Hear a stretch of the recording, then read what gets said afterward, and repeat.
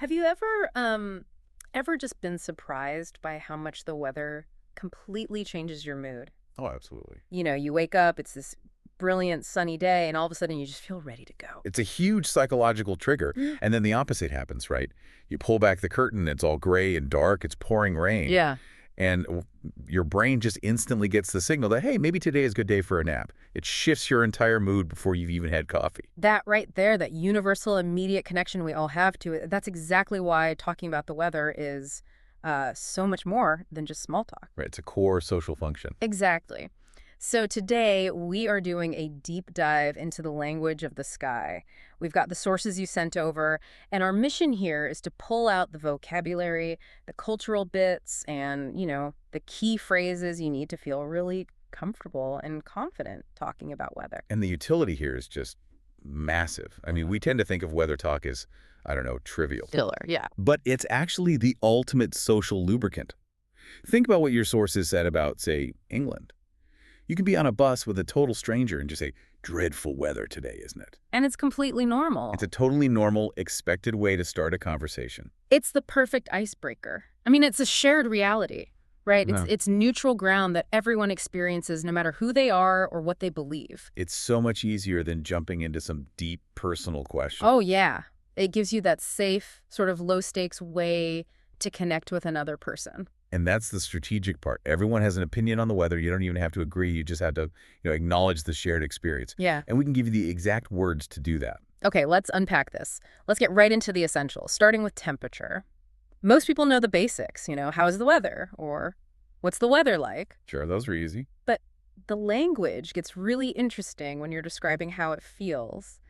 We need to know the difference between what feels pleasant and what feels just awful.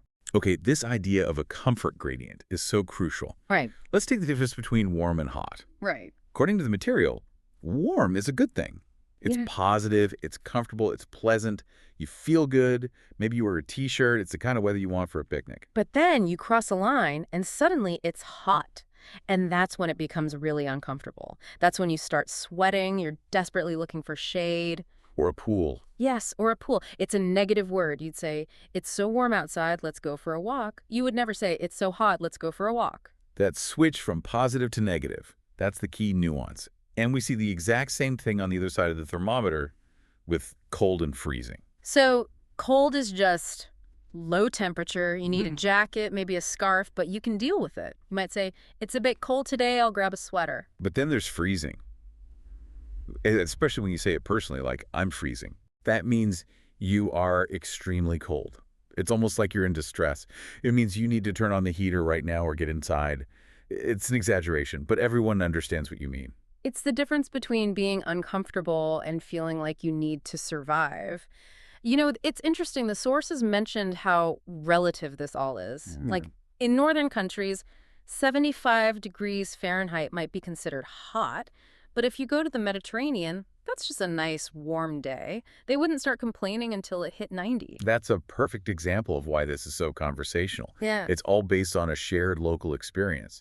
If you're talking to someone from Alaska, their definition of a warm day is going to be completely different from someone in Arizona. Okay, so we've got the temperature down, but what about what we actually see in the sky? Let's talk about the sky and precipitation. The intensity is where it gets fun. Right, we can probably assume everyone knows sunny and cloudy. Yeah, that's basic. Yeah. The real good stuff is in the rain. You can start with, it's raining or it's rainy.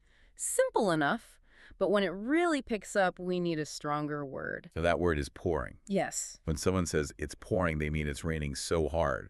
It's like someone is just dumping buckets of water from the sky. It's the kind of rain where you get completely soaked just running to your car. And that brings us to, I think, one of the best and weirdest idioms in English. It's raining cats and dogs. It's such a strange phrase, and no actual animals are falling, Thankfully. but everyone understands it means it's raining extremely, extremely heavily. If you say that, you've just communicated a whole lot of frustration and intensity in one go. It's brilliant. Yeah. So moving from liquid to solid, let's talk snow. The sources point out this kind of dual nature to how we talk about snow. It's true. There's that initial magic, isn't there, when the first fresh snow falls and everything gets all quiet and white and beautiful. It's very peaceful. It's probably the one weather condition that really brings out a sense of wonder in people. But Then the reality sets in. after a few weeks of it, you're just tired of the cold, the wet slush, the gray skies. At that point, you're just saying, it's snowing again. And you're thinking about survival. And we can't forget the enemy of a good hair day. The wind. The sources are pretty clear that we almost always talk about wind negatively. It's annoying. It messes up your plans. It absolutely does. The classic situation, right? You step outside, you open your umbrella. And a huge gust of wind just turns it inside out. Instantly. And you're standing there with this useless metal bowl. I have been that person so many times. It's such a feeling of betrayal. That's when you say, it's really windy today. Or if it's just out of control, you'd say, the wind is crazy today. That word crazy really adds the emotional part. Yeah. It's not just strong, it's causing problems. It is. Okay, so shifting gears a bit. What happens when the weather just can't make up its mind? This gets us into talking about forecasts and seasons. There's almost nothing more frustrating than unpredictable weather. You wake up, it's sunny, an hour later it's pouring, then the sun is back out. It makes getting dressed impossible. Exactly. And there's a perfect phrase for that exact scenario. 4 seasons in one day. Yes. It captures that chaos perfectly.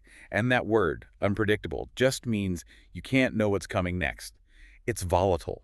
And because it's so volatile, checking the forecast is basically a required part of the morning for a lot of people. It tells you what to wear. Whether to bring that umbrella that's going to turn inside out. Right.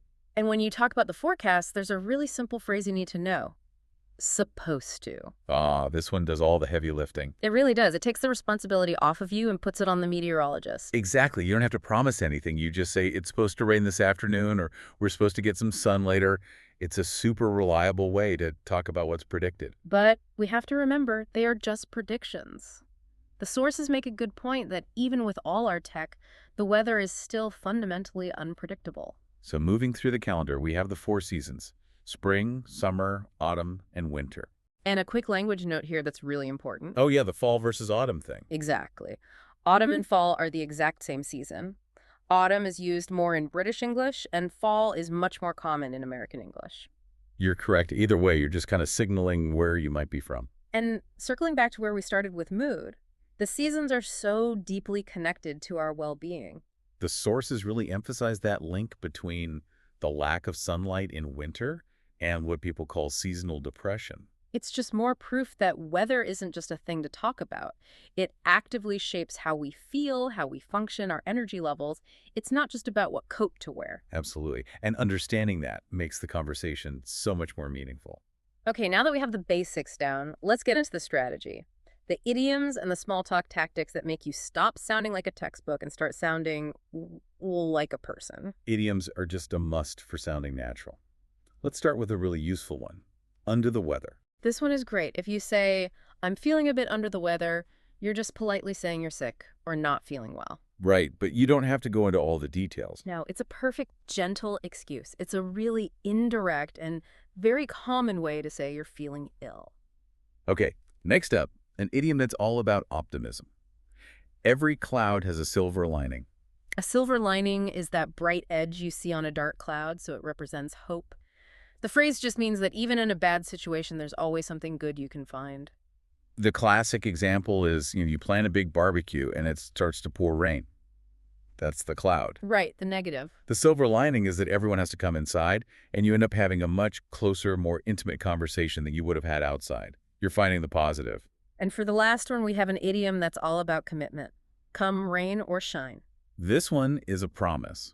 It means you will do something no matter what, regardless of the weather, regardless of any obstacles. You'd say, don't worry, I'll be there on Friday to help you move, come rain or shine.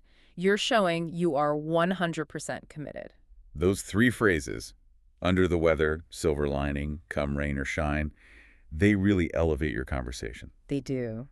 So let's talk about small talk strategy. We said weather is for breaking the ice, but what do you do after the ice is broken? And here's where we get to a really fascinating insight from the sources. People love to complain about the weather. They really, really do, especially when it's extreme. It's a bonding strategy. It is. Complaining about something you both have to suffer through, like a heat wave or a week of nonstop rain, it's a totally risk-free way to connect. You say, I'm melting, this heat is insane, and they can just agree you're on the same team. The team against the weather, it's shared misery, and that's a powerful tool for connection. So the key isn't just to agree, but to agree with enthusiasm and add a little personal detail. Right, so if someone says something positive, like, what a beautiful day, you don't just say yes. You amplify it.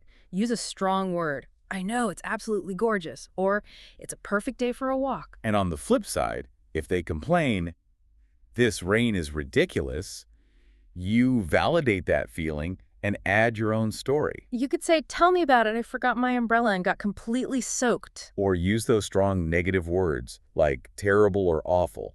That personal detail shows you're actually listening and engaging. That's the whole game right there. It's not about knowing the humidity percentage. It's about connecting your experience to someone else's with the right words. We've covered a lot of ground today. The difference between hot and warm, the intensity of rain from pouring to cats and dogs. The vital importance of supposed to, and those 3 idioms that will make you sound so natural. And remember, the single most important takeaway from all the source material is really simple. We have to practice. You have to practice. You don't have to memorize this whole deep dive. No. Just take 1 or 2 things. Maybe this week you decide you're going to use, I'm feeling a bit under the weather. Or you'll try to find a silver lining in something. Use them. Making mistakes is just part of it. It's a sign that you're trying. It is. So the next time you're in an elevator or waiting in line, remember the power of the ultimate icebreaker. Don't be afraid.